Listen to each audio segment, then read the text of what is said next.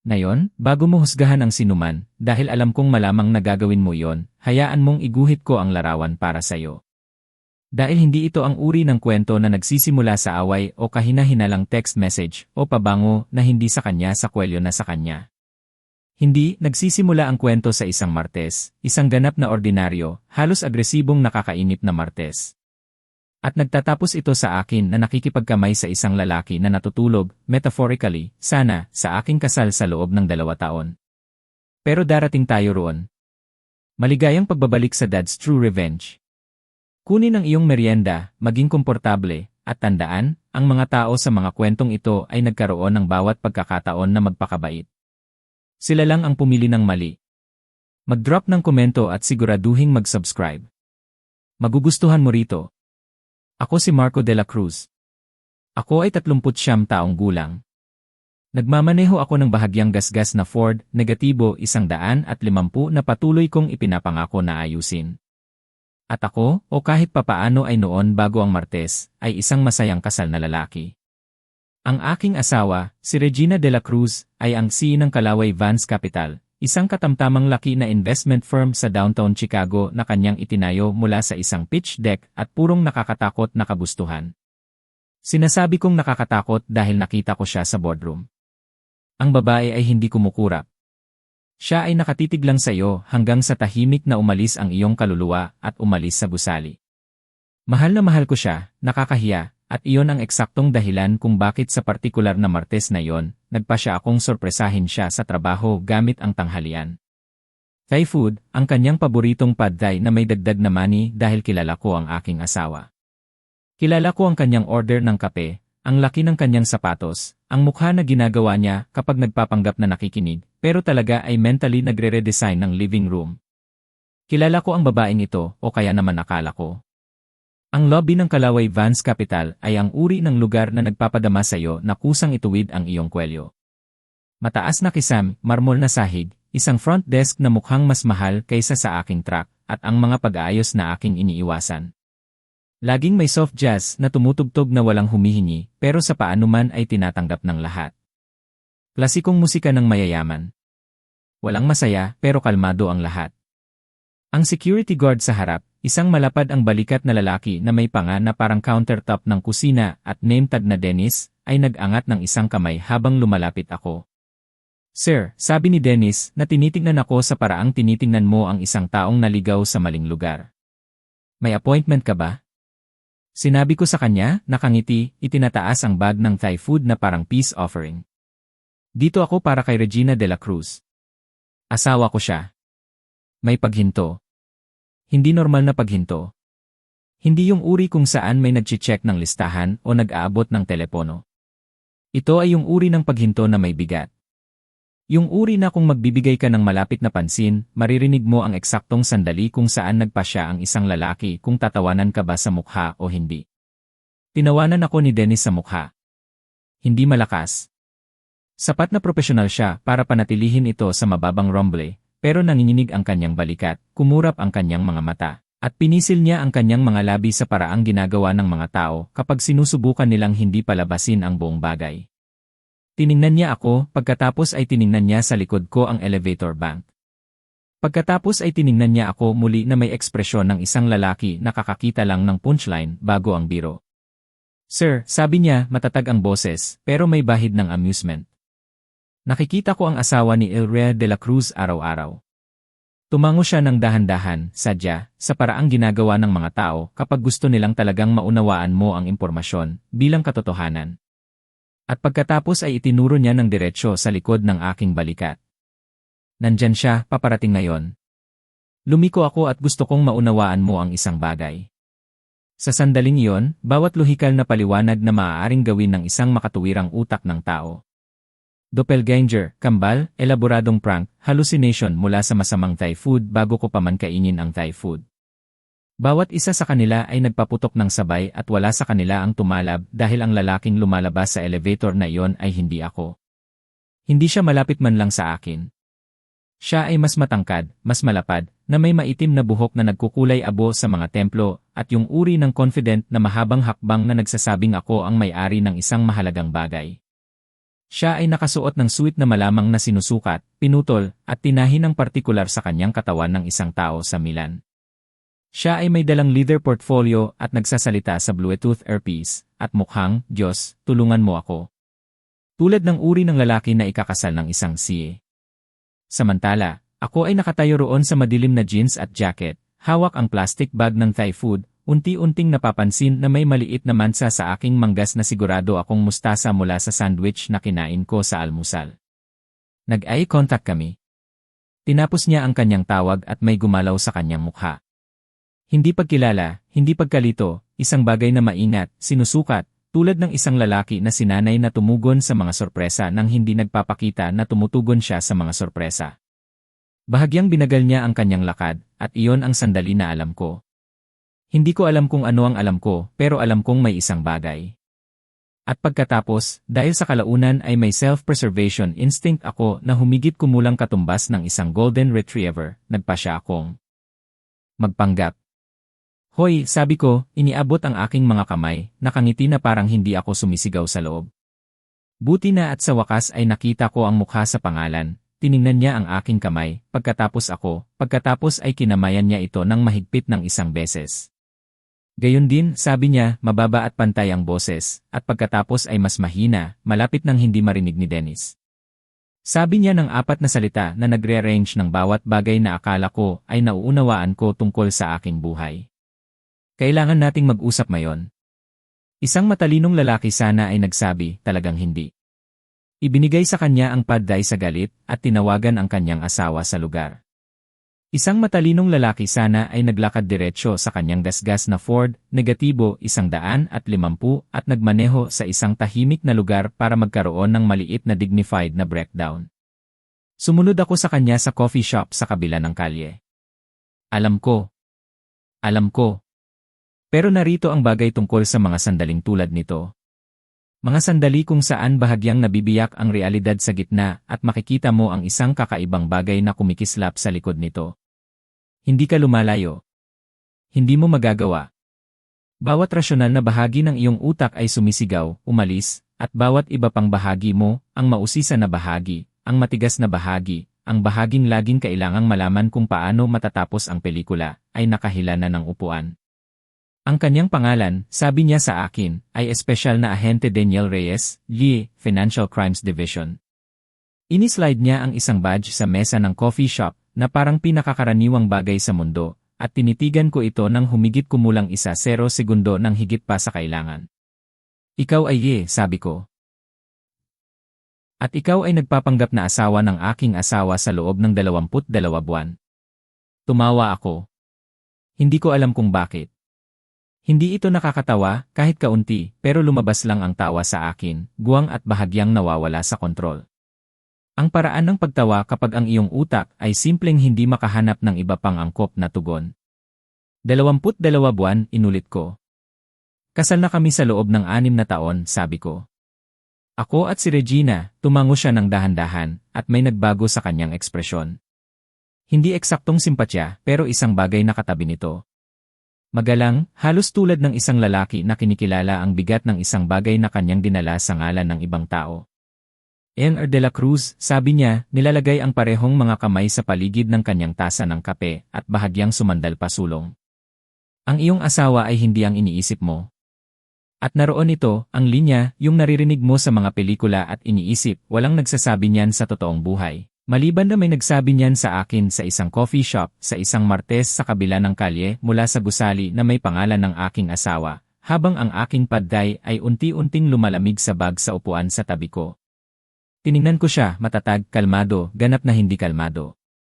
Pagkatapos ay sinabi ko, sa tingin ko ay dapat kang magsimulang magsalita, at ano ang kanyang inilabas. Iyon ang sandali nang nagsimulang mag-unravel ang lahat ng akala ko ay alam ko tungkol kay Regina de la Cruz, ang kanyang nakaraan, ang kanyang kumpanya, at ang buhay na aming itinayo ng magkasama. Kung nakarating ka na rito, gawin mo kami ng isang mabilis na pabor. Mag-subscribe. Maraming tao ang nanonood nang hindi kailanman ginagawa ito, pero wala itong gasto sa iyo at nangangahulugan ng lahat sa amin. Salamat ng buong puso. Inilabas niya ang isang larawan. Hindi isang dokumento, hindi isang case file, hindi isang opisyal na exhibit na may stamp at reference number. Isang larawang nakaprint sa plain paper, bahagyang may crease sa gitna na parang nakatupi at nabuksan ng masyadong maraming beses ng isang taong patuloy na bumabalik dito. Ini-slide niya ito sa mesa nang walang salita. Tumingin ako pababa. Ito si Regina. Ang aking Regina. Parehong matalas na panga, parehong maitim na buhok na laging itinatali kapag nagtatrabaho. Parehong postura, tuwid, sadya, na parang ginawa ng isang taong hindi naniniwala sa sayang na anggulo. Pero siya ay nakatayo sa kung ano ang mukhang parking garage, at iniabot ang isang Manila envelope sa isang lalaki na hindi ko pa kailanman nakita sa buong buhay ko. Ang timestamp sa sulok ay nagsasabing, 18 buwan na ang nakalipas, isang Huwebes. Sinuri ko mentally sa paraan na ginagawa mo kapag sinusubukan mong i-anchor ang sarili sa isang bagay na totoo. 18 buwan na ang nakalipas sa isang Huwebes, ako ay nasa bahay na nagrepaint ng kusina. Sinabi sa akin ni Regina na may conference siya sa Boston. Hindi siya kailanman nakapunta sa Boston. Sino ang lalaking kasama niya, tanong ko. Lumabas ang aking boses ng mas matatag kaysa sa nararapat kong asahan. Ang kanyang pangalan ay Victor Santos, sabi ni Ahente Reyes, na nanonood sa akin sa paraang nanonood ang mga doktor sa mga pasyente kapag nagbibigay sila ng resulta. Maingat na sinusukat kung magkano ang kaya mong tanggapin bago masira ang isang bagay. Siya ang namamahala sa isang network, shell companies, ghost investors, fraudulent capital transfers. Sa papel, siya ay isang consultant. Sa pagsasagawa, siya ay naglalaban ng pera sa pamamagitan ng mga katamtamang investment firm sa Midwest sa loob ng huling 4 na taon. Tumingin ako pabalik at ang firm ni Regina ay isa sa mga yon. Hindi ito tanong sa paraang sinabi niya, sa paraang patuloy niyang tinitingnan ako. Hindi ito tanong. Ang Kalaway Vance Capital ay nagproseso ng humigit kumulang $47 milyon sa fraudulent transfers sa nakaraang 2 taon. Sabi niya ng ganun na lang. 47 milyon. Parang nagbabasa siya ng grocery list. Kinuha ko ang aking kape, ibinalik ito, kinuha muli. Kailangan ko ng isang bagay na gagawin sa aking mga kamay dahil ang alternatibo ay baligtarin ang mesa at ako ay nasa publiko at mayroon pa akong kaunting dignidad na natitira. Hindi masyado pero mayroon. Ang aking asawa, sabi ko ng dahan-dahan, ay naglalaban ng pera. Naniniwala kami na siya ang nagfa-facilitate nito. Naniniwala kayo na binubuo namin ang kaso sa loob ng 22 buwan. Ang financial crimes ay layered, Mr. De La Cruz. Hindi mo lang hihilahin ang isang sinulid at ang buong bagay ay magkakalas. Kailangan mong. Naiintindihan ko kung paano gumagana ang mga investigasyon. Sabi ko, mas matalas kaysa sa inaasahan ko. Tumigil siya, binigyan ako ng katahimikan, at pinahalagahan ko ito talaga dahil kailangan ko ng eksaktong 4 na segundo upang maramdaman ang nararamdaman ko bago ko ito i-lock sa isang malalim at praktikal na lugar at bumalik sa usapan. Sumandal ako pasulong. Bakit mo sinasabi sa akin ito? Sabi ko, dahil naglakad ako mula sa kalye na may tanghalian. Hindi mo sisirain ang 22 buwan na cover operation dahil may lalaking dumating na may dye food. Kaya, bakit ako nakaupo rito? At sa unang pagkakataon mula nang umupo kami, may gumalaw sa kanyang ekspresyon na hindi kontrolado. Isang bagay na maaaring, kung tama ang pagbasa ko, ay ginhawa. Dahil sabi niya, naabot na namin ang isang pader. Nag-usat siya ng 40 minuto. Bibigyan kita ng bersyon na hindi nangangailangan ng whiteboard at 3 iba't ibang kulay na marker. Pero unawain, ang inilatag niya ay hindi simple. Si Victor Santos ay maingat. Surgically maingat. Bawat transaksyon na dumaan sa Kalaway Vance ay malinis sa ibabaw, na istruktura upang magmukhang lehitimong aktibidad ng investor. Yung uri ng bagay na nangangailangan ng forensic accountant na 6 na buwan para simulan lang na maunawaan. Mayroon sila ng mga transfer. Mayroon sila ng pattern. Ang wala sila, ang sinusubukan nilang makuha sa halos 1 taon ay ang internal authorization trail, ang dokumentadong patunay na may isang tao sa loob ng firm na sadyang inaprobahan ang mga transaksyong ito.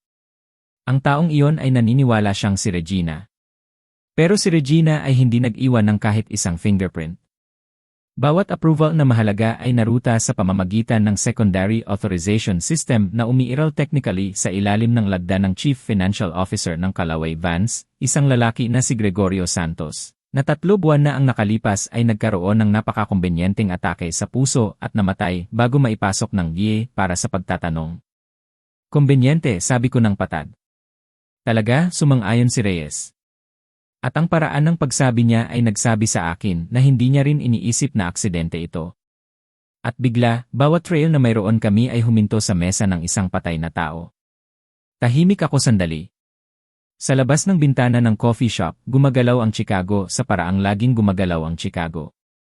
Malakas, walang pakialam, ganap na walang kamalay-malay na ang isang lalaking nakaupo, 3 talampakan mula sa bintana, ay nasa proseso ng pagkakaroon ng kanyang buong buhay na muling binuo sa isang hugis na hindi niya kinikilala. Sabi mo ay naabot na niyo ang isang pader, sabi ko. Ano ang kinalaman niyon sa akin? Inabot niya muli sa portfolio. Sa pagkakataong ito, inilabas niya ang isang solong sheet ng papel. Hindi isang larawan, isang dokumento, at inilagay ito sa mesa na nakaharap sa akin. Binasa ko ito, pagkatapos ay binasa ko muli. Ito ay isang wire transfer record, sabi ko. Na may pangalan ko. Ang numero sa dokumento ay $420,000. Ang account kung saan ito nailipat ay nakarehistro sa ilalim ng isang holding company.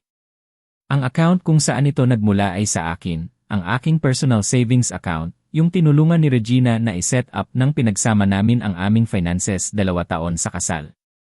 Yung sinusuri ko marahil 3 beses sa isang taon dahil ako ay sa kalaunan ay ang pinakamapagtiwalang tanga sa mundo.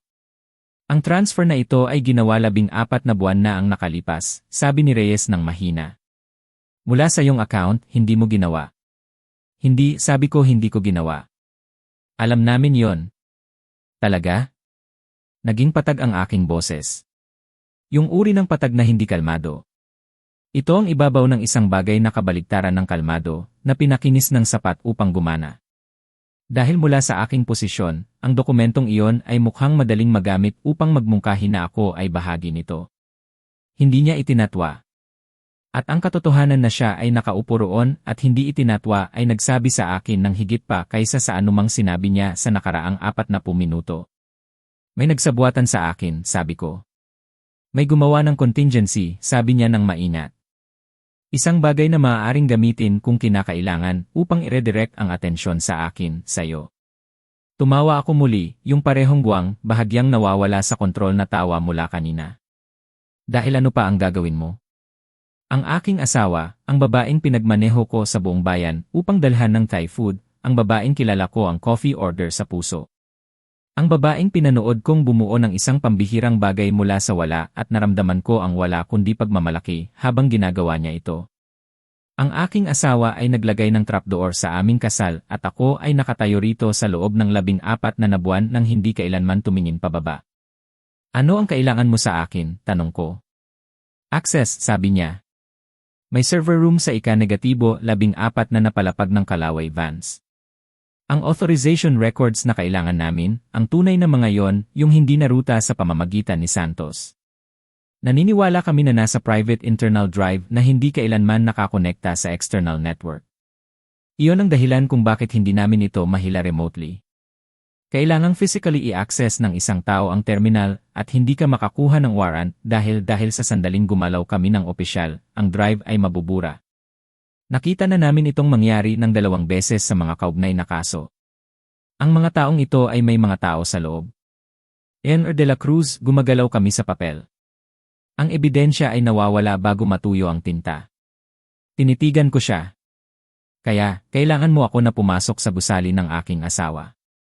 Sabi ko, umakyat sa ika-14 na napalapag, i-access ang isang secure server terminal, at hilahin ang mga file para sa DA, sa esensya ng hindi niya alam. Iyon ang magiging ideal. At kung malaman niya, sabi niya, na hindi sagot sa tanong na tinanong ko. At alam namin pareho iyon. Tumingin ako muli sa bintana. Isang babae ay lumalabas na may stroller, tumatawa sa isang bagay sa kanyang telepono. Halos mabangga ng isang cab ang isang siklista. Isang food truck ay walang ginagawang mali at malamang ay may magandang martes. Lahat sa labas ay nabubuhay ang kanilang walang komplikasyon, hindi entangled na buhay. Dapat ay maganda. Kailangan kong malaman ng isang bagay, sabi ko, na lumingon pabalik sa kanya. At kailangan kong sagutin mo ng diretsyo. Susubukan ko. Alam niya ba? Tanong ko tungkol sa account, tungkol sa transfer. Ginawa niya iyon na alam na ito ay mapupunta sa akin, o ako lang ay tumigil, hinanap ang salitang collateral. Hinawakan niya ang aking tingin at sa espasyo sa pagitan ng aking tanong at ng kanyang sagot. Naunawaan ko na ang anumang sasabihin niya susunod ay magpapasya, hindi lang kung ano ang gagawin ko sa susunod na 48 oras, kundi kung ano ang gagawin ko sa natitirang buhay ko. Ang transfer, sabi niya ng maingat, ay sinimulan mula sa isang device na nakarehistro sa kanyang personal profile. Kailangan niya ng kanyang biometrics upang i-authorize ito. Napakatahimik ng mesa. Napakatahimik ng aking mga kamay. Lahat ay napakatahimik. Okay, sabi ko. Inabot ko, kinuha ang padday, inilagay ito sa harap niya. Hindi na ako gutom, sabi ko. Sabihin mo sa akin ng eksakto kung ano ang kailangan mong gawin ko. At ganun na lang, sa malamig na Thai food at isang desisyon na hindi ko na mababawi, tumigil ako sa pagiging isang asawa na sinusubukang sorpresahin ang kanyang asawa. Naging ang isang bagay na hindi inasahan ni Victor Santos at Regina de la Cruz, isang variable.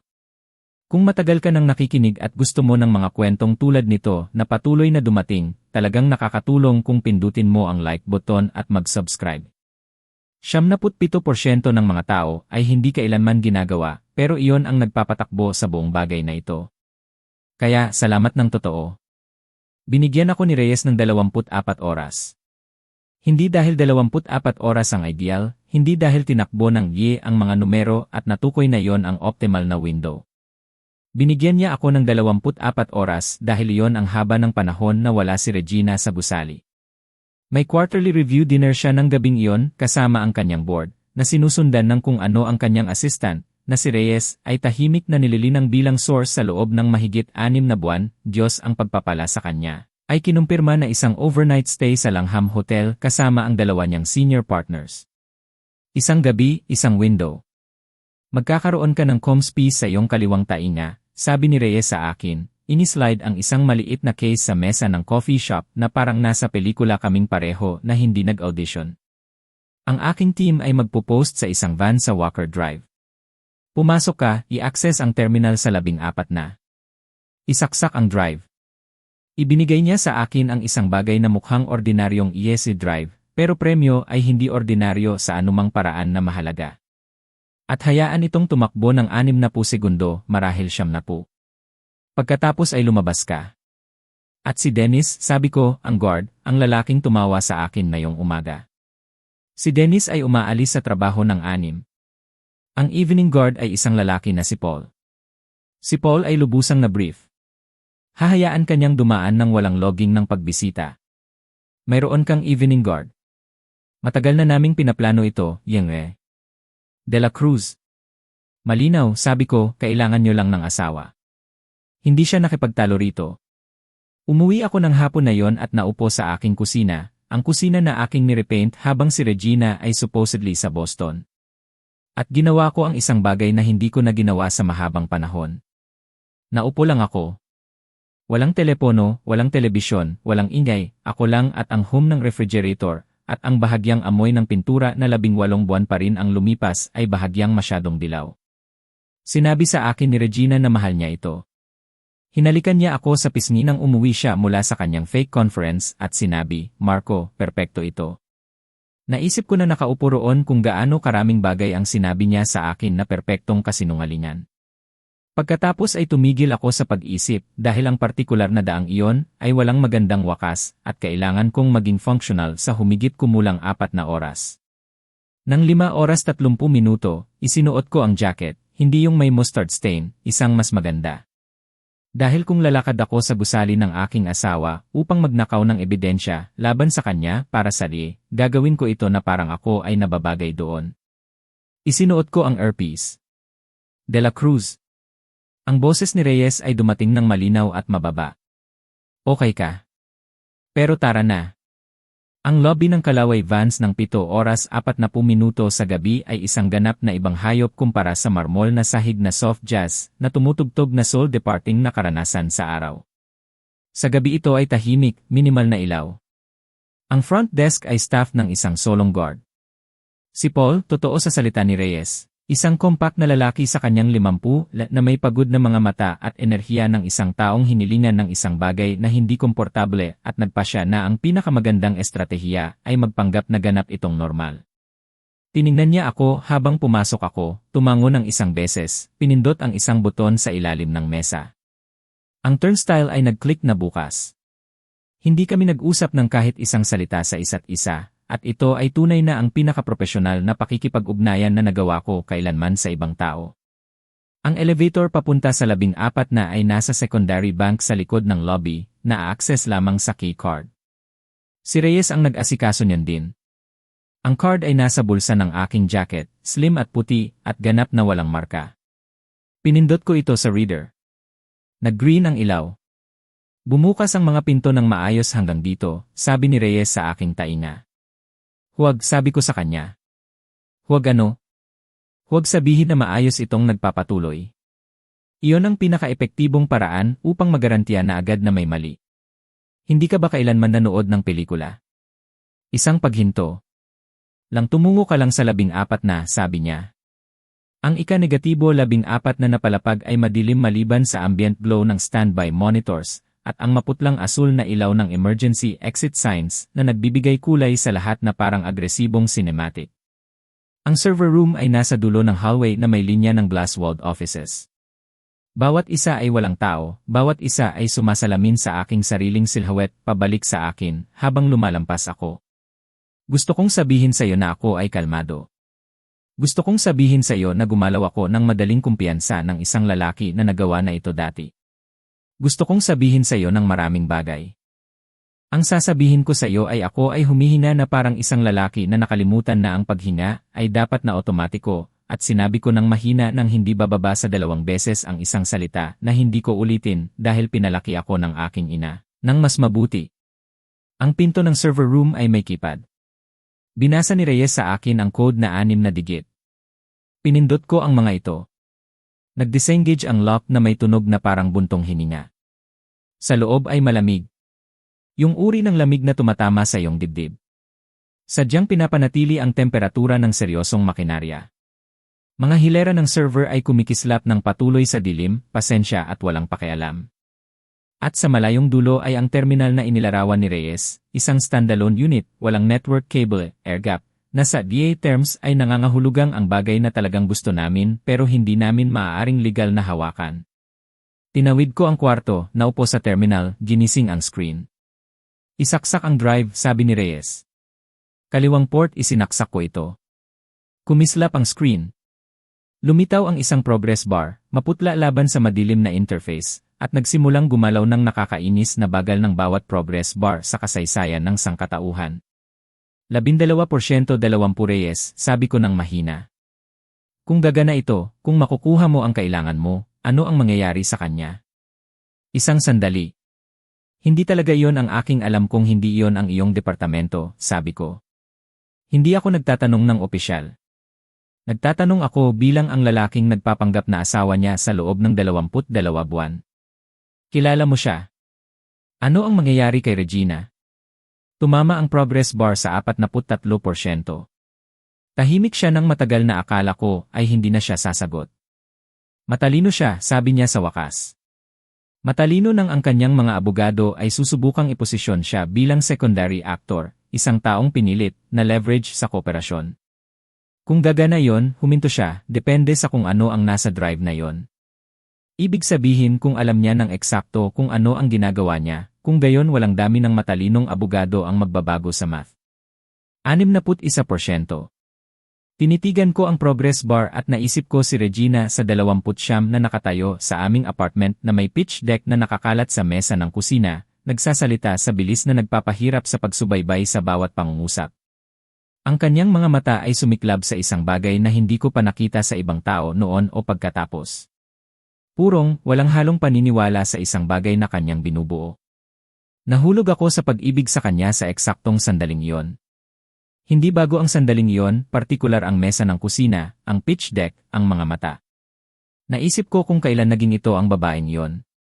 Naisip ko kung sila ba ay kailanman talagang magkaibang babae, O kung ako ay simpleng nakakita lang ng mga bahaging pinili niyang ipakita sa akin, 78%.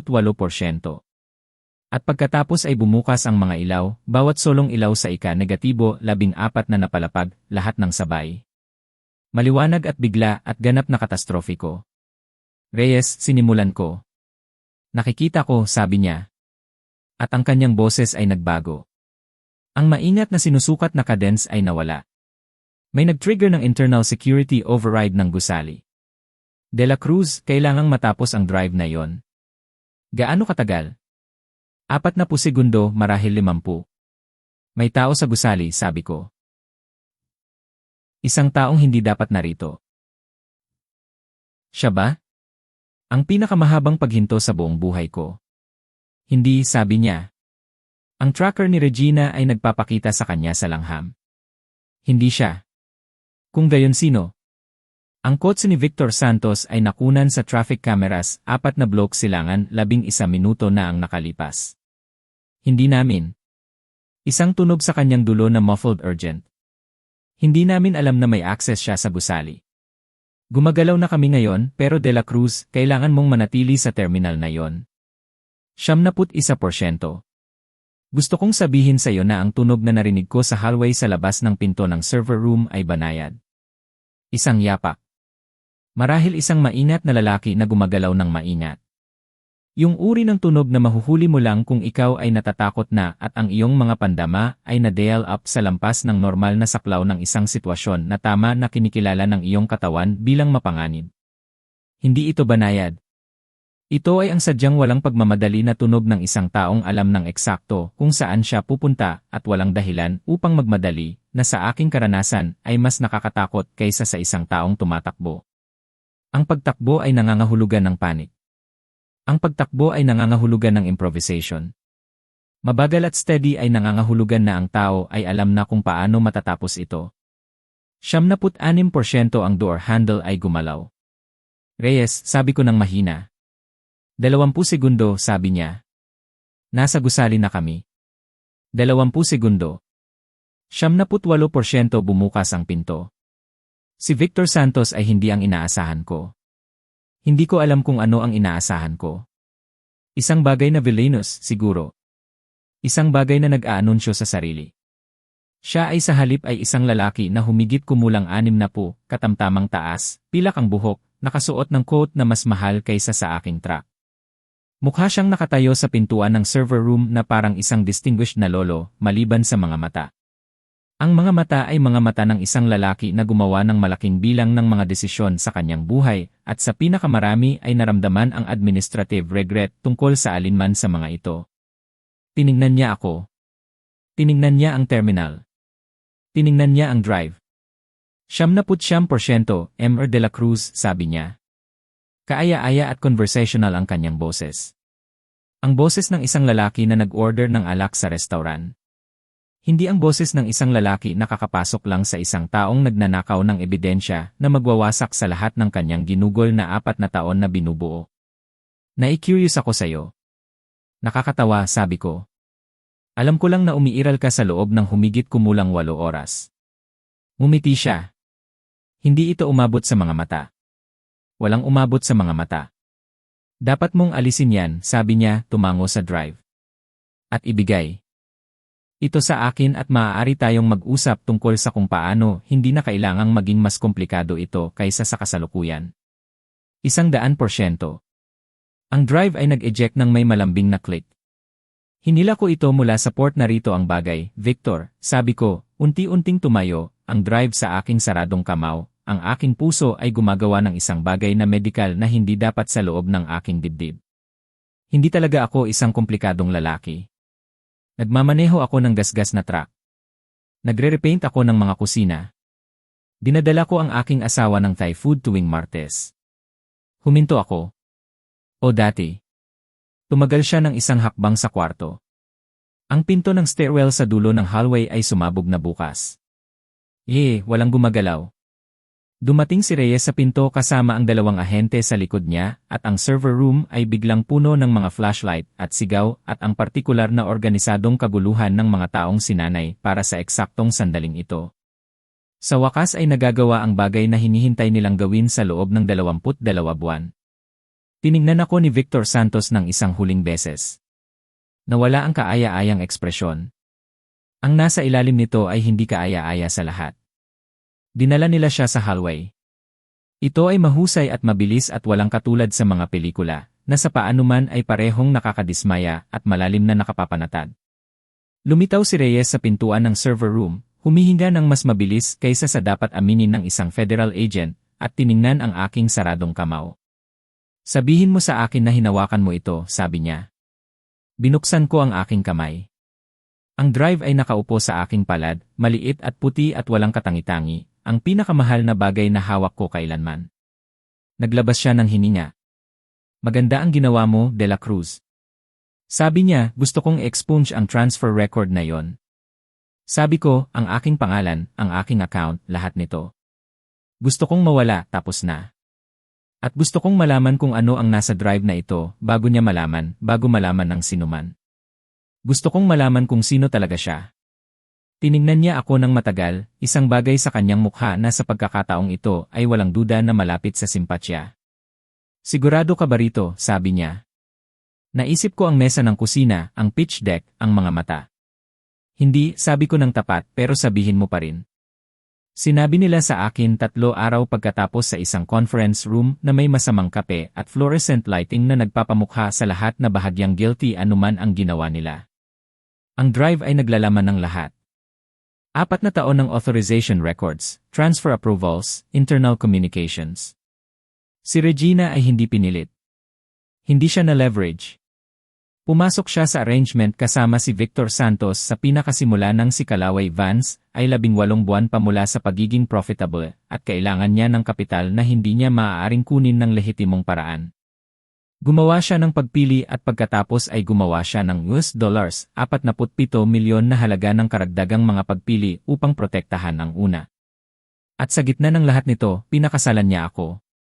At ako ay nagpaint ng kusina at natutunan, clear throat, ang kanyang coffee order at nagmaneho sa buong bayan na may Thai food sa isang Martes. At ako ay nasa arkitektura ng kanyang buhay. Isang kapaki-pakinabang na piraso ng muebles. Isang normal na asawa para sa abnormal na buhay.